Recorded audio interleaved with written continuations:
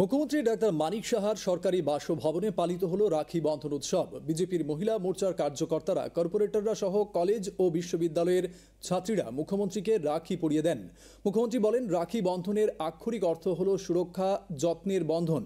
তিনি বলেন, এটি একটি প্রাচীন ঐতিহ্য যার মাধ্যমে ভাই এবং বোনের সম্পর্ক আরও মজবুত হয়ে ওঠে। তিনি বলেন, রাজ্যের মহিলাদের নিরাপত্তা দিতে রাজ্য সরকার প্রতিনিয়ত কাজ করছে। রাজ্যের মহিলারা স্বাবলম্বী হতে বিভিন্ন দিক দিয়ে এগিয়ে আসছেন বলে তিনি উল্লেখ করেন।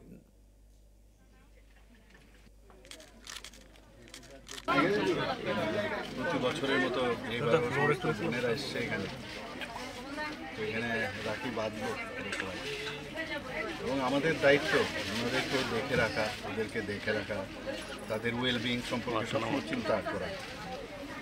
তো যেরকম অবস্থা চারিদিকে দেখে এখন ওদের সম্পর্কে আমাদের নিরাপত্তার বিষয়টাও কিন্তু আমাদের চিন্তা করি।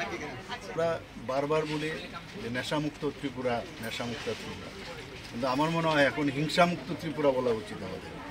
তো আমাদের একটা ড্রাইভ দিতে হবে হিংসামুক্ত ত্রিপুরা, এবং এটা যদি হয় তাহলে রাত্রি বেলাই হোক, দিনের বেলাই হোক, সকালবেলা যখনই হোক, সবাই যেন নিশ্চিন্ত মনে মানুষ কাজ করতে পারে, নিশ্চিন্ত মনে সব জায়গায় যেতে পারে।